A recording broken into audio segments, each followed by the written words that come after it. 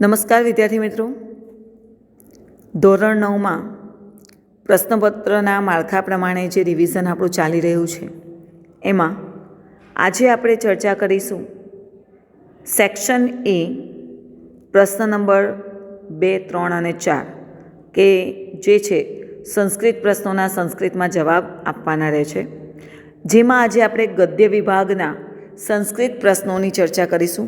આજે જેમાં મેં MCQનો પણ સમાવેશ કરી લીધો છે અને સ્વાધ્યાયમાં જે સંસ્કૃત પ્રશ્નો આપેલા છે એની પણ આજે આપણે ચર્ચા કરીશું. તો એમાં પ્રકરણ નંબર 2 જેટલા પણ આપણા ગદ્ય વિભાગ છે એ આજે એમાંથી કેટલા ચેપ્ટર્સની ચર્ચા કરીએ એ હું તમને વાત કરું તો પ્રકરણ નંબર 2, પ્રકરણ 4, પ્રકરણ 7, પ્રકરણ 8, પ્રકરણ 17, 18 અને 20 આટલા પ્રકરણોની આપણે સંસ્કૃત પ્રશ્નોના જવાબની ચર્ચા કરીશું, જેમાં સંસ્કૃત પ્રશ્નોના સંસ્કૃતમાં ઉત્તર લખો.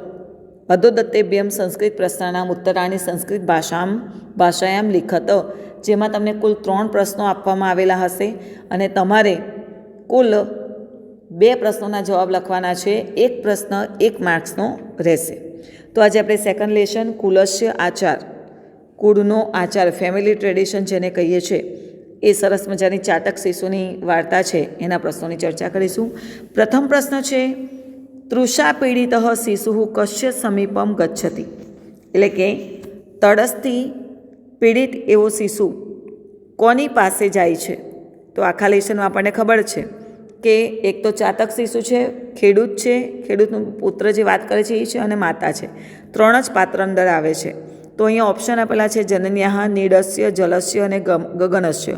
તો સ્વાભાવિક છે કે પહેલો પ્રશ્નનો જવાબ આવવાનો છે જનન્યાહ. બીજો શબ્દ છે, પ્રશ્ન છે મેઘ શબ્દસ્ય પર્યાય કહ.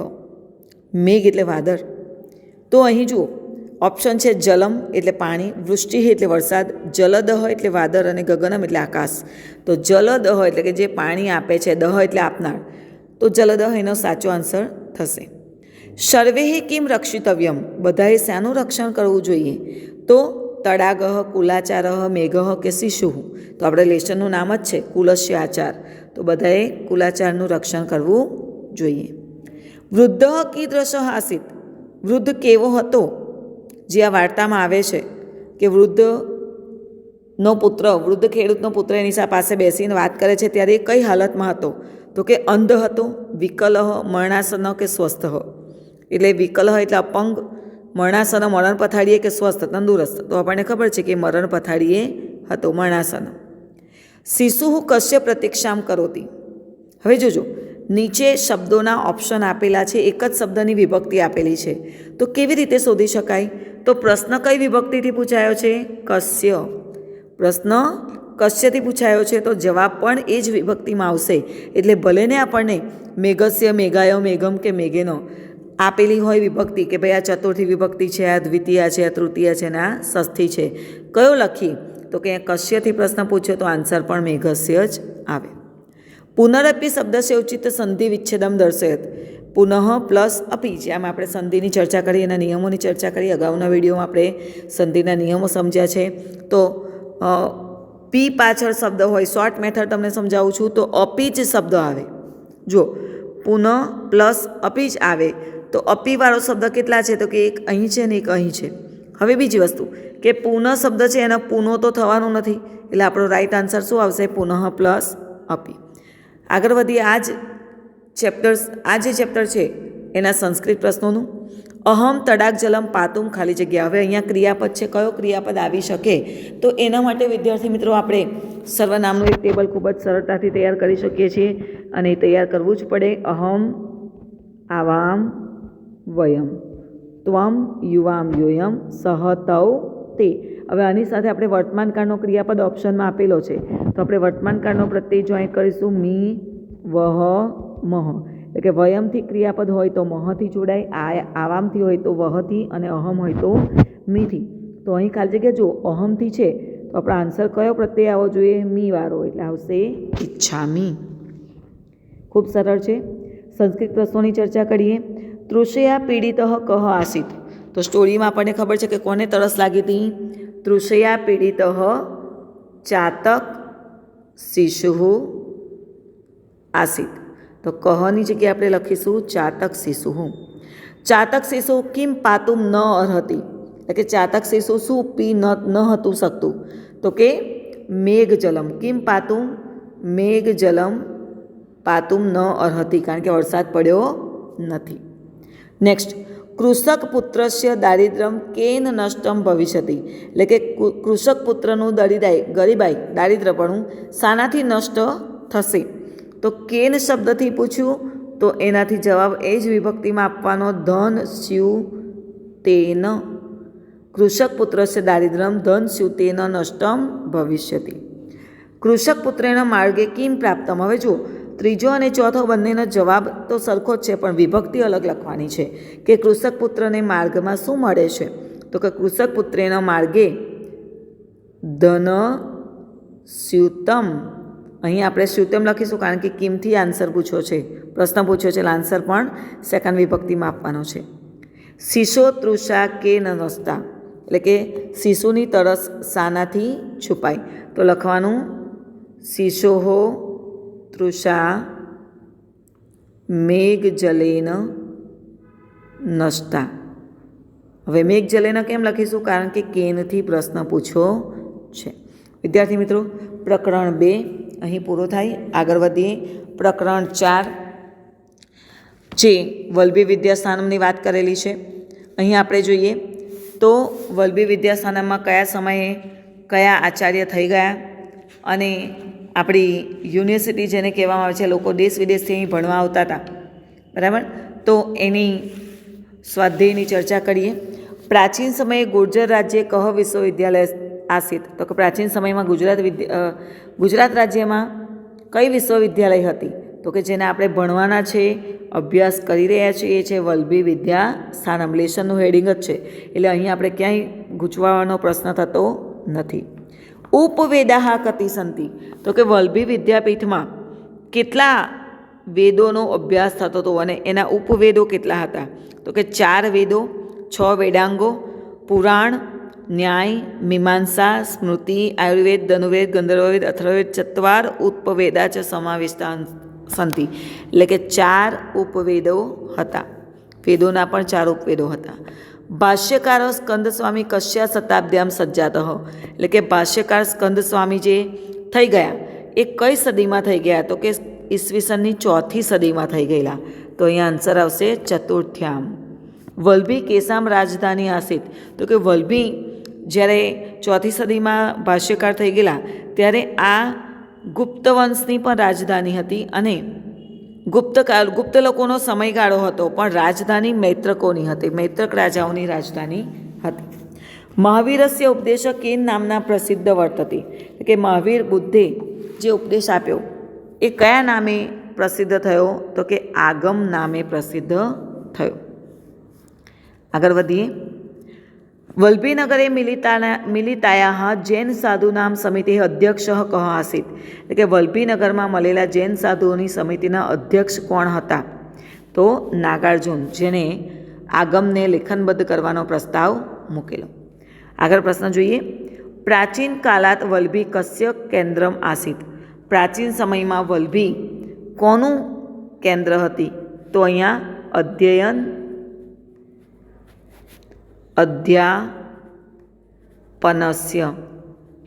અધ્યાપનસ્ય કેન્દ્રમ આસિત. વેદાંગાની કતિ સંતિ. તો આપણે જોયું એમ કે 4 વેદો અને તેના ઉપવેદો, તો કે 6 વેદોના 6 ઉપવેદો છે. વેદાંગાની વેદોના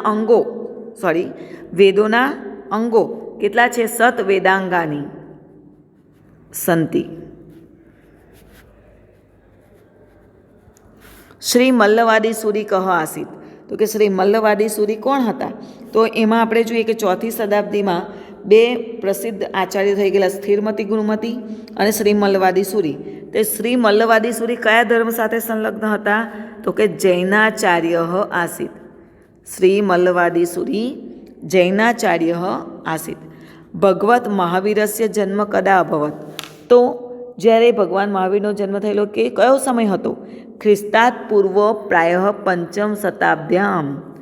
ખ્રિસ્તાત એટલે ઈસુ ખ્રિસ્તના જન્મ પહેલાં, પૂર્વ પ્રાયઃ મોટે ભાગે, પંચમ શતાબ્દ્યામ 5મી શતાબ્દીમાં મહાવીરનો જન્મ થયેલો.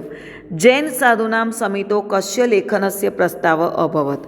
જૈન સાધુની સમિતિમાં કોના લેખનનો પ્રસ્તાવ થયો? કશ્ય તો કે આગમસ્ય, કે જે મહાવીરનો ઉપદેશ કહેવામાં આવે છે એવા આગમના લેખનનો પ્રસ્તાવ મૂકવામાં આવે. આગળ વધીએ. પ્રકરણ નંબર 7, જે કબૂતરોની વાર્તા છે સરસ મજાની, એવા પ્રકરણ નંબર 7ની સ્વાધ્યાયની ચર્ચા કરીશું. જે પ્રકરણ છે સંહતિ કાર્ય સાધિકા. કબૂતરો જ્યારે ઝાડ લઈને ઉડે છે, આપણે નાનપણથી આ વાર્તા સાંભળી છે, તો એ પ્રકરણની સ્વાધ્યાયની ચર્ચા કરીએ. પ્રાતઃકાલે વાયસઃ કમ અપશ્યત. પ્રાતઃકાલે વાયસ એટલે કાગડાએ સવારમાં કોને જોયો? તો કે વ્યાધમ. વ્યાધમ એટલે શિકારી. ગગને કહ સપરિવાર વ્યસરપત. આના માટે આપણે પ્રકરણના વિડીયો જોવા પડે. પહેલાં આકાશ માર્ગે કોણ પોતાના પરિવાર સાથે જતું હતું? તો કાગડો તો ઝાડ ઉપર બેઠો હતો. પક્ષીરાજમાં કોઈનું નામ નથી. મયુર એટલે મોર તો ઉડી શકે ને, એટલું બધું ઓછું ઉડી શકે. તો કે ચિત્રગ્રીવ. ચિત્રગ્રીવ નામનો જે કબૂતરોનો રાજા હતો એ પરિવાર સાથે આકાશ માર્ગે જતો હતો. વિપતકાલે કિમ કરણ્યમ, કે મુશ્કેલીના સમયે શું કરવું જોઈએ? વિસ્મય, પ્રતિકાર, પલાયન કે ધૈર્યમ અવલંબ્ય, તો કે ધીરજ રાખવી જોઈએ. જ્યારે આપણા મુશ્કેલી આવે ત્યારે પહેલાં તો ધીરજ રાખવી જોઈએ. તૃણે ગુણત્વ આપણને કે બંધે હતી, એટલે કે તણખલાથી જે દોરડું બને છે, ઘાસના તણખલાથી બંધાયેલું જે દોરડું છે, એનાથી કોને બાંધી શકાય છે? તો કે મતદંતી ન હોય, એટલે કે ગાંડો થયેલો હાથી હોય એને પણ તણખલા જેવા દોરડા, તણખલા ભેગા કરીને જે દોરડું બનાવ્યું હોય એનાથી બાંધી શકાય છે. મૂષક રાજેન કપોતાનામ બંધનાની કેન છિન્નાની, એટલે મૂષક રાજે કબૂતરોના બંધન શાનાથી કાપી નાખ્યા? તો કે મૂષક એટલે ઉંદર. ઉંદરો શાનાથી કપડાં કાપે? દાંતથી. તો કે દંતે હે. આગળ વધીએ. સહ તીક્ષણ હે દંતે હે જાલમ, ખાલી જગ્યા પ્રાયત. તેમણે તીક્ષણ દાંતથી ઝાડને કાપવા શરૂ કરી. છેત્તુમ કાપવા માટે શરૂ કર્યું. છેત્તુમ હેતવડ કૃદંત આવશે. વયમ પદસ્ય એક વચન રૂપમ કિમ, તો કે અહમ, આવામ, વયમ. આ વયમ બહુ વચન છે તો એનું એક વચનનું શું થશે? અહમ. રેખાંકિત પદસ્ય સમાસાનામ લિખત, એટલે કે આ જે વાક્ય આપેલું છે એનો સમાસ કયો છે? તંદુલ કણાનો, તો કે ચોખાના દાણા. ચોખાના દાણા. શાના દાણા છે? તો કે નોનીનું ના આવે એટલે ષષ્ઠી તત્પુરુષ સમાસ હોય. ષષ્ઠી તત્પુરુષમાં નોનીનું પ્રત્યય આવે. સ્મ પ્રયોગમ કુરુત, એટલે કે આપેલા વાક્યમાં સ્મ પ્રયોગ કરવાનો છે. તો અહીં જે ઉપસર્ગ લાગ્યો છે ન્યવસત, નિવસંતી, હવે સ્મ પ્રયોગમાં આપણે શું કરીશું? તો કે જે ક્રિયાપદ છે ભૂતકાળમાં હોય એને વર્તમાનકાળમાં ફેરવવાનો હોય. તો કે ન્ય, ની પ્લસ અવસત. ભૂતકાળનો ક્રિયાપદ આવી હોય તો ઉપસર્ગ આગળ લાગી ગયો તો નીનો શું થઈ ગયો? ન્ય. તો આપણે જ્યારે એને વર્તમાન કાળમાં ફેરવીએ ત્યારે કે અવસન એ બહુ અન્ય પુરુષ બહુવચનનું રૂપ છે ભૂતકાળનું. તો વર્તમાન કાળમાં અન્ય પુરુષ બહુવચન ભૂતકાળનું રૂપ શું આવે? નિવસંતી સ્મ. તો આપણે અહીંયા જોઈ શકીએ અમ, વમ, સહ, તમ, ત, તામ, અન. તો એની સાથે મી, વહમહ, સી, થ, તી, તહ, અંતિ. વર્તમાન કાળમાં અનની જગ્યાએ કયો આવશે? અંતિ. તો વસંતીમાં નિવસંતી. હવે તમે કહેશો અંતિ તો અહીંયા પણ છે, પણ અહીં ક્રિયાપદ ખોટું પડશે, કારણ કે ની પ્લસ અવસંતી આવું રૂપ બને જે ખોટું છે. એટલે ઓપ્શન બી સાચો છે. આગળ વધીએ. સંસ્કૃત પ્રશ્નોના ઉત્તર. તંદુલ કણાન અવલોક્ય કપોતાહ કીદૃશાહ આસન, તો કે ચોખાના દાણા જોઈને કબૂતરો કેવા બન્યા? તો કીદૃશાહ એટલે લુબ્ધાહા, લોભી બન્યા. ચોખાના દાણાને જોઈને કબૂતરો લોભી બન્યા. બધા કપોતાહ કમ તિરસ કુર્વંતી સ્મ, બંધાયેલા કબૂતરોએ કોનો તિરસ્કાર કર્યો? ક્યાં બંધાઈ ગયા? તો કે ઝાડમાં બંધાઈ ગયા. તો અહીં આન્સર આવશે જાલ બધા કબૂતરાહા એટલે કે બધા કપોતાહા યેન યસ્ય વચનેન તત્ર સમપતન તસ્ય કપોતસ્ય તિરસ્કુર્વન એટલે કે જેના કહેવાથી તેઓ ઝાડમાં બેઠા તેનો તિરસ્કાર કરવા લાગ્યા. મોસ્ટ ટાઈમ્પી ક્વેશ્ચન, અલ્પાનામ વસ્તુનામ સંહતિ કીદૃશી ભવતી. તો અલ્પાનામ વસ્તુનામ સંહતિ આપણા લેસનનું હેડિંગ છે કાર્ય સાધિકા. શું છે? કાર્ય સાધિકા. જાલેન સહ ઉત્પતિતા વિહગાહ કુત્ર ગચ્છન્તિ. જાલેન સહ ઉત્પતિતા વિહગાહ એટલે કે ઝાડની સાથે ઉડેલા પક્ષીઓ કુત્ર ગચ્છન્તિ ક્યાં જાય છે? તો જાલેન કપોતાહ ઉત્પતિતાહ ચિત્રગ્રીવ કોને પાસે લઈને જાય છે? હિરણ્ય કે નામકસ્ય? હિરણ્ય નામકસ્ય